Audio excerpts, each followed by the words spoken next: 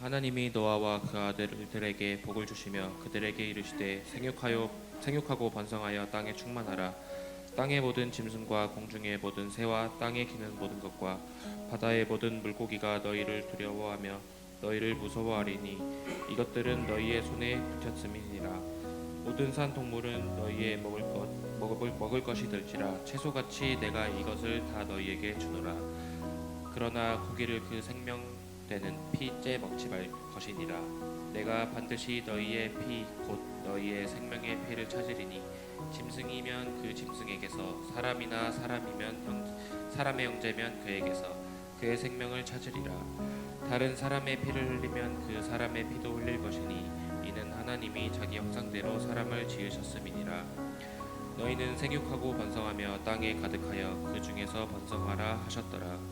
하나님이 노아와 그와 함께 한 아들들에게 말씀하여 이르시되 내가 내 언약을 너희와 너희 후손과 너희와 함께한 모든 생물 곧 너희와 함께한 새와 가축과 땅의 모든 생물에게 세우리니 방주에서 나온 모든 것 곧 땅의 모든 짐승에게니라. 내가 너희와 언약을 세우리니 다시는 모든 생물을 홍수로 멸하지 아니할 것이라. 땅을 멸할 홍수가 다시 있지 아니하리라. 하나님이 이르시되 내가 나와 너희와 및 너희와 함께하는 모든 생물 사이에 대대로 영원히 세우는 언약의 증거는 이것이니라. 내가 내 무지개를 구름 속에 두었나니 이것이 나와 세상 사이의 언약의 증거니라. 내가 구름으로 땅을 덮을 때에 무지개가 구름 속에 나타나면 내가 나와 너희와 및 육체를 가진 모든 생물 사이에 내 언약을 기억하리니 다시는 우리 모든 육체를 멸하는 홍수가 되지 아니할지라. 무지개가 구름 사이에 있으리니 내가 보고 나 하나님과 모든 육체를 가진 땅의 모든 생물 사이의 영원한 언약을 기억하리라. 하나님이 노아에게 또 이르시되 내가 나와 땅에 있는 모든 생물 사이에 세운 언약의 증거가 이것이라 하셨더라. 아멘.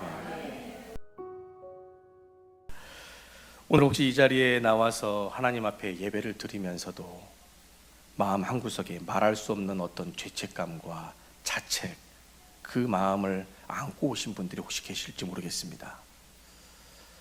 지난주에도 우리가 은혜를 받았고 결단을 해보지만 또다시 반복된 나의 그 죄악 앞에, 나의 인간의 그 한계 앞에 넘어진 내 모습을 돌아보면서 이런 내가 과연 하나님의 아들이라고, 하나님의 딸이라고, 하나님의 백성이라고 불려질 자격이 있을까? 하나님은 여전히 한 주간 하나님을 생각하지 못하고 말씀 붙잡지 못한 나를 오늘도 받아주실까? 그런 마음으로 오신 분들 계실지 모르겠습니다. 예수 그리스도의 십자가 은혜로 그 믿음을 구원받았음을 고백하고 우리가 결단하고 세상으로 나아가 보지만 우리는 너무나 쉽게 무너져 버립니다. 사소한 일에 우리는 분노해버리고 생각과 입술에 범죄하고 남에게 상처를 주면서 내 욕심, 이기적인 그 마음으로 내가 따라 살아가는, 끌려가는 그런 무능함, 내 마음도 내 몸도 컨트롤하지 못하는 내 무능함을 바라보면서 참 깊은 절망과 좌절을 맛볼 때가 한두 번이 아닙니다. 그러나 오늘 본문은 바로 그 절망의 자리에 서 있는 저와 여러분들에게 하나님이 선포하시는 큰 위로의 메시지입니다. 그러니 우리 모두 이 말씀을 통해서 오늘 말씀 제목과 같이 우리의 끝없는 실패보다 하나님의 신실하신 더 크신 그 언약을 깊이 바라보시면서 다시 용기와 소망을 얻고 일어서는 저와 여러분이 되길 주님의 이름으로 축복합니다. 오늘 본문은 세상의 물로 쓸려버렸던 홍수 심판이 끝난 직후의 말씀입니다. 심판의 물이 차츰차츰 빠지고 그 땅이 말라가며 노아와 그 가족들이 가장 먼저 방주에서 나와 행한 일은 예배입니다. 하나님은 예배자로 서 있는 노아와 그 가족에게 복을 선포하십니다. 창세기 9장 1절 말씀이죠. 하나님이 노아와 아들들에게 복을 주시며 그들에게 이르시되 생육하고 번성하여 땅에 충만하라. 어디서 많이 들어본 말씀 아닙니까? 맞습니다. 창세기 1장 28절에 나온 말씀. 첫 인류인 아담과 하와에게 하나님이 약속하셨던 문화 대명령의 말씀입니다. 문화 대명령이라고 하는 것은 뭐냐? 단순히 아이를 많이 낳고 생육하고 막 번성하며 동물들을 이 세상을 잘 관리하라 라는 말씀이 아닙니다.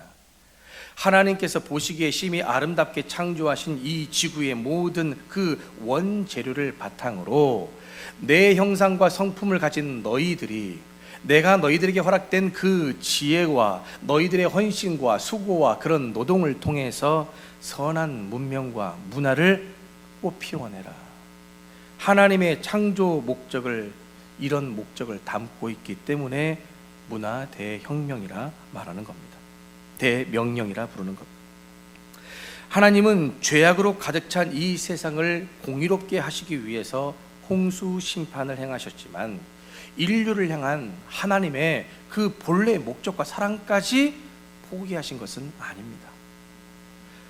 그래서 하나님은 아담에게 하셨던 그 문화 대명령이 죄악으로 변질되자 노아에게 지금 다시 선포하고 있는 거죠. 노아와 그 가족으로부터 시작될 인류를 다시 지금 하나님의 창조 목적 안으로 부르고 계시는 겁니다. 여기서 우리는 한 가지 질문을 던지게 됩니다. 왜 하필 노아였을까? 왜 노아의 가족만 구원을 받았을까? 창세기 6장 9절은 노아를 가리켜서 뭐라고 이야기를 합니까? 의인이요 당대의 완전한 자, 하나님과 동행하였다 라고 기록을 하죠. 이 말씀 때문에 우리는 노아가 원래 흠이 전혀 없는 완벽한 어떤 인품의 소유자라고 했기 때문에 하나님께서 그를 선택해서 은혜를 베푸셨다라고 오해를 합니다. 그래서 우리 역시 거룩하고 흠없는 자가 돼야, 그래야 하나님의 복을 받고 이 구원을 얻을 것이라 오해를 하고 있습니다. 그러나 성경을 잘 보십시오. 9절 말씀에 노아에 대한 평가가 있기 전에 먼저 하나님께서 노아에게 선포하신 말씀이 있습니다. 그 8절 뭐라고 기록되어 있습니까? 우리 여러분 다 함께 읽어보죠. 시작. 8절 말씀입니다. 시작. 그러나 노아는 여호와께 은혜를 입었더라. 노아 역시 죄와 인간의 한계에서 자유로운 인물이 아닙니다. 우리와 똑같은 죄인일 뿐입니다. 앞으로 나오게 될 내용의 말씀이지만 홍수 이후에도 그는 포도주에 취해서 아들들 앞에 부끄러운 모습을 보이는 인간의 한계를 드러냈고, 자신의 치부를 드러낸 그 아들과 그의 후손들에게 저주를 합니다. 누가요? 아버지가. 아버지의 흉을 조금 봤다고 저주를 내려버리는. 그런데도 불구하고 노아를 의인이라 하나님이 부르신 이유가 무엇이겠습니까?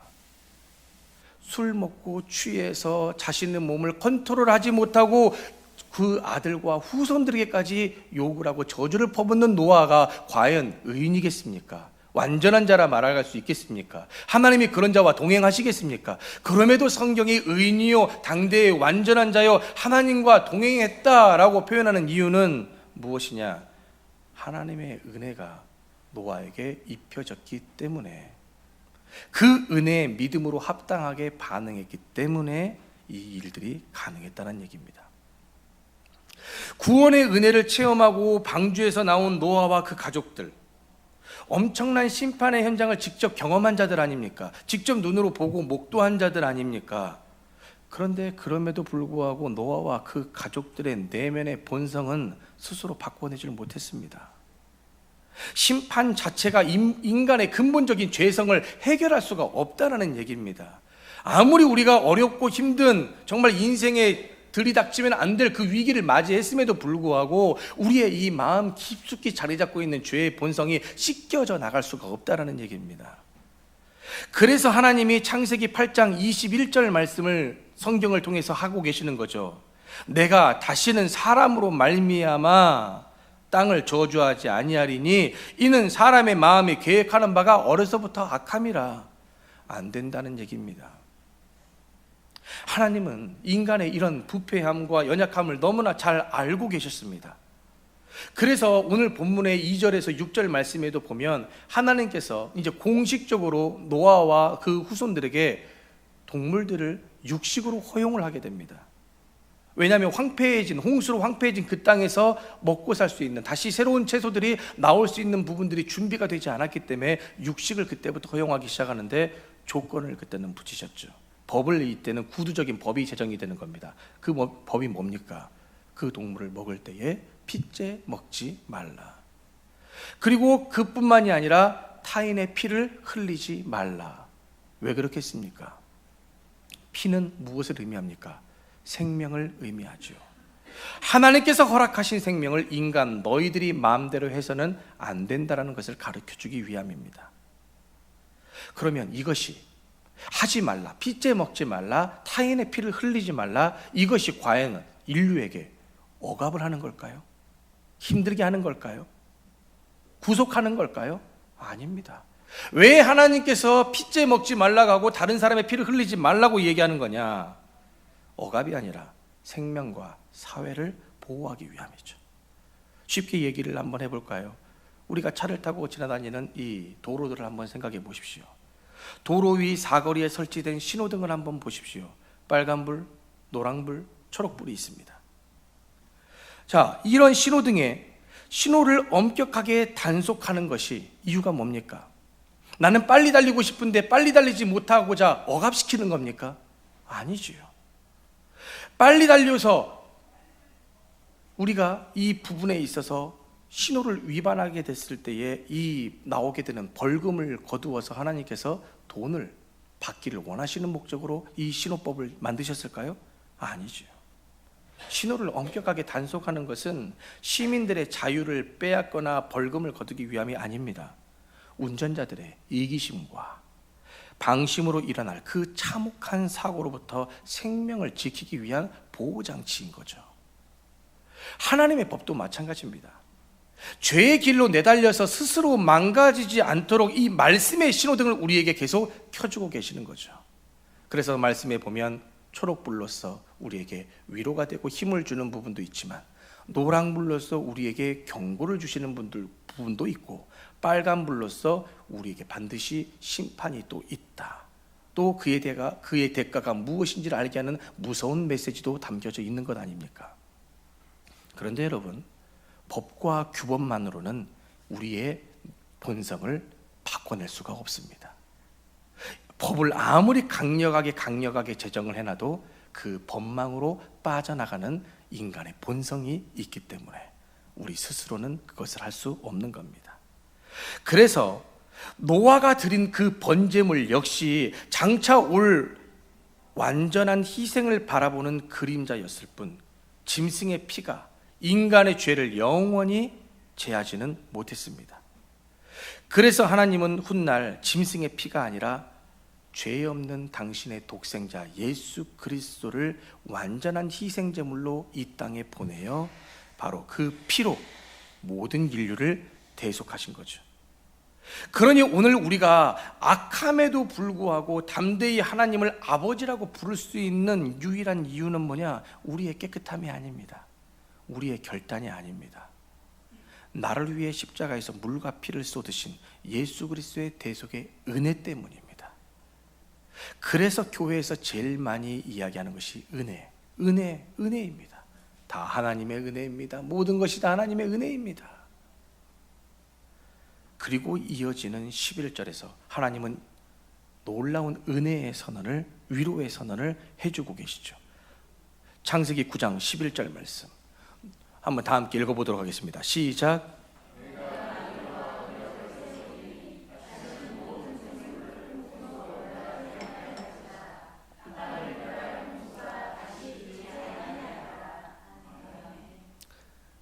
솔직하게 한번 대답해 보시죠. 이 말씀이 여러분들에게 위로가 됩니까? 이 말씀이 여러분들에게 감사가 됩니까? 감동이 됩니까? 눈물 흘리실 수 있으시겠습니까? 오늘날 많은 사람들이 쇼츠라고 하죠. 유튜브 동영상 쇼츠, 최소 15초에서 1분 남짓으로 보여지는 짧고 그런 자극적인 영상에만, 그런 이야기들에만 우리의 눈과 귀가 쏠림을 받아서 거기에만 시간 가는 줄 모르고 우리는 이 짧은 동영상을 올리며 많은 정보들을 얻으려 합니다. 그리고 오늘 방금 읽었던 이 말씀에 대해서는 우리는 감동을, 위로를, 감사를 느끼지 못합니다. 워낙 자극적인 것에 이제 나에게 필요한 내 건강, 내 물질, 내 자녀, 나에게 필요한 정보들이 있어야 나는 내 마음이 요동할 뿐, 이 하나님께서 모든 인류에게 주신 이 말씀 때문에 내가 감동을 받고 은혜 받지는 못합니다. 여러분, 이 창세기 9장 11절 말씀 우리를 위로하기에 충분한 말씀입니다. 잘 생각을 해보십시오. 만약 하나님과 우리 사이에 이 언약이, 너희가 내 말씀을, 내 법을 잘 지키면 내가 너희들을 구원할 것이고 어기면 멸망시키겠다라는 조건부 계약이었다면 과연 오늘 이 자리에서 예배드릴 수 있는 자들이 있을까요? 여러분들의 한 주간의 삶을 여러분들이 더 잘 아실 겁니다. 여기서 정말 우리의 행동으로, 우리의 한 주간의 삶 때문에 내가 구원받을 수 있는 것이라는 조건부가 달렸다면 여기서 당당하게 손을 들고 나는 구원받을 자신이 있다라고 손들 수 있는 사람이 얼마나 되겠습니까? 없을 겁니다. 이 자리에 서 있는 저조차도 저는 할 수 없습니다. 손 못 듭니다. 그런데 오늘 말씀, 하나님은 인간의 행위에 조건을 걸지 않으시고 일방적으로 지금 보존하시겠다고 약속하시는 말씀이 바로 11절 말씀입니다. 어떤 조건도 달려있지 않습니다. 잘 보십시오. 너희가 다시는 죄를 짓지 않는다면이라는 조건절이 이 말씀 안에 기록되어 있지 않습니다. 하나님은 인간이 은혜를 입고 또다시 무너질 거고 또다시 하나님의 마음을 아프게 할 것을 이미 다 아시면서도 불구하고 내가 다시는 너희를 물로 심판하지 아니하겠다라고 일방적으로 약속하고 계시는 겁니다. 감사해야죠. 감격해서 눈물을 흘려야죠. 다시는 물로 우리를 심판하지 않겠다고 하시는데, 근데 우리의 삶 속에 이것은 나와 상관없는 일이라고 치부해버릴 때가 얼마나 많은지. 여러분들 누가복음 15장의 돌아온 탕자 이야기들 잘 아실 겁니다. 둘째 아들이 집을 나갈 때 아버지의 유산을 요구하지 않습니까? 그러나 아버지가 돌아가시지도 않았는데 그 유산을 미리 지금 달라고 하는 것은 파렴치한 행동입니다. 아버지가 빨리 돌아가셨으면 좋겠다라는 의미로 해석할 수 있는, 해서는 안 될 말입니다. 그런데도 아버지는 그 개념이 없는, 참 내 아들이지만 정말 이것은 아닌데 잘못하고 있는 그 아들의 그 이야기에 그 어떠한 혼냄이나 잔소리나 가르침을 하지 않고 그 어떤 조건도 달지 않은 채 둘째의 몫을 떼어줍니다. 둘째는 세상으로 나가 허랑방탕하게 살아가지요. 모든 것을 다 탕진해버립니다. 이제는 더 이상 할 수 있는 것이 없어서 남의 집에 들어가 돼지들이 먹는 쥐염 열매를 먹으면서 이제는 그것조차 먹을 수 없어 내가 이러다가 죽겠구나라고 생각이 들자 떠오르는 데가 있죠. 아버지의 집. 아버지께 돌아가고 싶은 마음이 생겼습니다. 그렇게 해서 아버지 집으로 돌아가는데 나름 그래도 양심은 있었나 봅니다. 아들로 돌아가려고 하는 것이 아니라 품꾼의 한 사람으로, 종으로 내가 돌아가서 나의 죄를 반성하고 그렇게라도 내가 아버지 밑에서 종으로라도 살아야 되겠다. 그렇게 아버지께 조건을 제시해서 살려고 아버지 집으로 가는 겁니다. 그런데 아버지는 어떻게 그 둘째 아들을 맞아주셨습니까? 가장 좋은 옷을 입혔습니다. 신분의 회복이죠. 손가락에 가락지를 끼웠습니다. 상속자의 회복입니다. 신발을 신겼습니다. 종이 아니라 아들로 올리셨다는 얘기입니다. 살찐 송아지를 잡아 온 가족이 축제를 벌였습니다. 기쁨이 선언이 되고 있는 그 장면이 우리가 누가복음 15장에서 보게 되는 겁니다. 여러분, 아버지는 아들이 돌아왔다고 해서 앞으로 이 둘째 아들이 평생 완벽한 아버지의 말에 100% 충성을 당하는, 순종하는 그 아들이 될 거라 믿어서 받아줬을까요? 아닙니다. 또 언젠간 실수하고, 또 언젠간 아빠한테 말 함부로 하고, 또 언젠간 아빠와 했던 약속을 또 무너뜨리고 개념 없이 행동할 수 있을 것을 다 아시면서도 아버지는 아들로 회복시킨 겁니다. 왜죠? 아버지니까, 아빠니까. 그래도 내 새끼 내 자식이니까. 디모데전서 2장 4절 말씀을 여러분들 꼭 기억하셨으면 좋겠습니다. 하나님은 모든 사람이 구원을 받으며 진리 예수 그리스도를 아는 데 이르기를 원하신다 했습니다. 우리는 우리 스스로 판단하고 정죄합니다. 구원받을 사람, 구원받지 못할 사람, 저 사람은 지옥에 가야 돼. 여러분은요, 하나님 보시기 어떨까요? 하나님은 모든 사람을 구원하기를 원하시고, 모든 사람이 안 아프기를 바라시고, 모든 사람이 예수 안에서 기쁘고 행복하기를 원하십니다. 모든 사람이. 그러니 내가 행복하고 싶을 때 우리는 어떻게 해야 합니까? 내 옆에 있는 사람도 행복하기를 원한다는 것을 알고 그들의 행복을 위해서도 살 수 있어야 됩니다. 나만을 위해서, 내 가정을 위해서 돈을 버는 것이 아니라 내가 남을, 내 이웃을 섬기기 위해서도 내가 돈을 벌 수 있어야 됩니다. 그래서 제가 한 번씩 말씀드리지 않습니까? 밥을 먹어도 무엇을 위해? 배가 고파서 먹는 게 아니라 아버지와 세상을 위해. 내가 잠을 자고 휴식을 취하는 것도 내가 피곤해서 휴식을 취하는 것이 아니라 아버지의 뜻과 세상을 섬기기 위해. 그러니 살아도 주를 위해, 죽어도 주를 위해. 하나님께 하는 것이 이웃에게 하는 것과 같은 것이니 우리 그리스도인은 그런 생각과 마음과 삶으로 구별된 자들이 되어야 되는 겁니다. 그것이 우리의 삶으로 복음이 증거가 되어야 되죠. 굳이 우리의 입술로 말하지 않아도 저 사람을 보면 참 저 사람은 예수 믿는다고 하기는 하지만 다르구나. 본인만 생각하는 게 아니라 정말 공동체적으로 생각하는구나. 자기 자식들만 생각하는 것이 아니라 다 남의 자식도 내 자식처럼 생각하는구나. 그러면서 저렇게 땀을 흘리는구나. 그러면서 저렇게 희생을 하는구나. 그러면서 그렇게 내 것을 나눠주고 있구나. 그런 부분들이 교훈이 되기에 그 사람의 삶을 보고 사람들은 교회로 나오기 시작하는 거죠. 그래서 하나님은 모든 사람이 구원을 받으며 진리를 아는 데 이르기를 원하신다. 하나님은 목적은 우리를 심판하여서 죽이는 것이 목적이 아니라 우리를 구원하고 진리를 알게 하시는 것이 목적입니다. 그래서 그 목적과 약속이 변하지 않다라는 것을 보여주시기 위해서 구름 속에 증표를 삼아 주시는데 그것이 바로 뭡니까? 무지개. 근데 여러분 한 가지 기억하십시오. 성경 원어에서는 무지개라고 말하지 않습니다. 성경 원래의 단어는 뭐냐? 활입니다. 활. 영어로 bow라고 얘기를 하죠. 이 활, 근데 후대 번역자들이 이 활을 구름 속에 활이 걸려 있다? 좀 뭐가 납득이 되지 않지 않습니까? 이해가 안 되지 않습니까? 그래서 활 모양이 어떻게 생겼죠? 곡선을 그리고 있죠. 그래서 지금 그 모습이 있는 그대로를 무지개로 번역하게 되는 겁니다.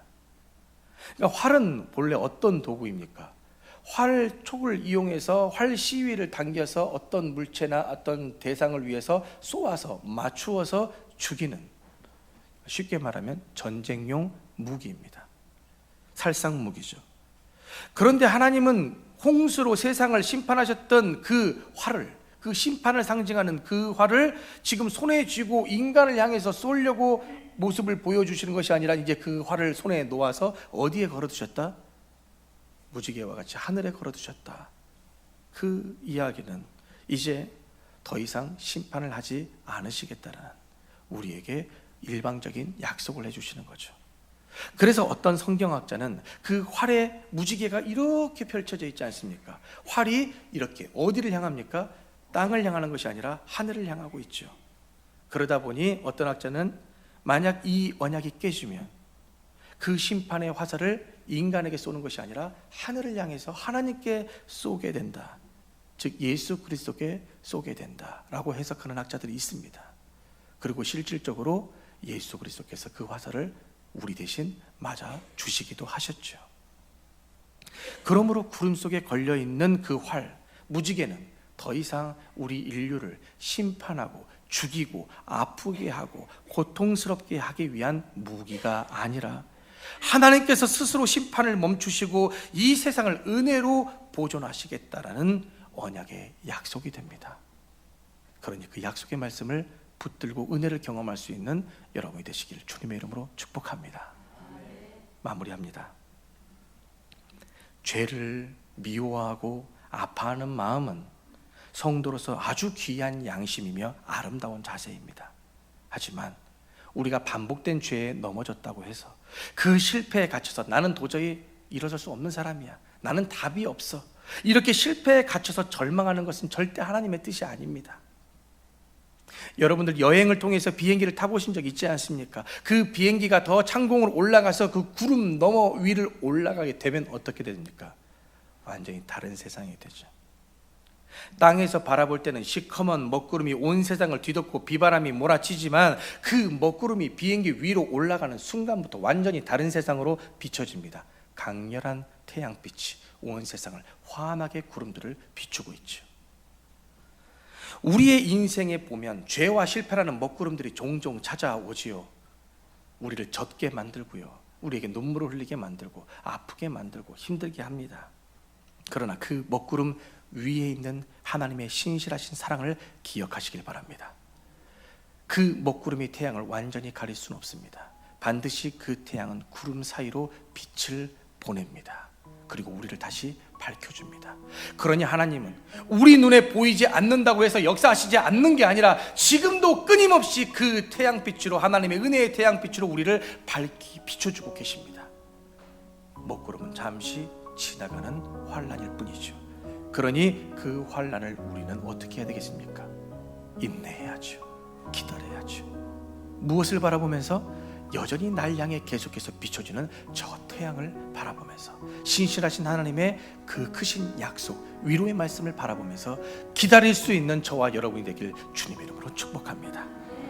하나님께서 노아에게 보여주신 무지개, 인간이 다시는 실패하지 않을 거야 라는 약속이 아니라, 오히려 인간은 연약하지만 또 넘어질 테지만 나는 너희들을 그래도 끝까지 포기하지 않을 거야, 심판하지 않을 거야, 내가 약속할게 라는 하나님의 손짓임을 꼭 기억하시고, 우리는 우리의 결단이 강해서, 우리의 믿음이 강해서 구원받는 것이 아니며, 반복된 실패에 포기하지 마시고 다시 은혜와 위로를 얻어서 하나님께서 보시기에 아름답게 창조한 이 세상의 많은 것들을, 복을 누리시고 하나님의 대리자로 세상에 아름답고 가치 있게 우리가 주님과 동행하며 회복하는 삶을 살 수 있는 저와 여러분이 되시길 주님의 이름으로 축원합니다. 사랑과 은혜가 풍성하신 하나님 아버지, 은혜를 입고도 돌아서면 또다시 무너지는 저희의 무능함과 죄성을 고백합니다. 계속 이런 식으로 살아도 될까 하는 생각들이 아버지 앞으로 나아가는데 주저하게 됩니다. 그러나 오늘 말씀을 통해서 깨닫게 된 바, 우리의 어리석음과 반복된 실수보다 하나님의 은혜가 더 크며, 우리의 실패보다 하나님의 언약에 비교할 수 없을 만큼 크고 신실하신 것임을 알게 되었으니, 그 은혜에 힘입어 다시 일어서게 하시고 이미 이루신 십자가 승리를 생각하며 다시 맡겨진 사명 가지고 세상으로 나아가 살리는 삶 살 수 있도록 인도하여 주옵소서. 그리하여 주실 줄로 믿으며 예수님의 이름으로 간절히 기도하옵나이다.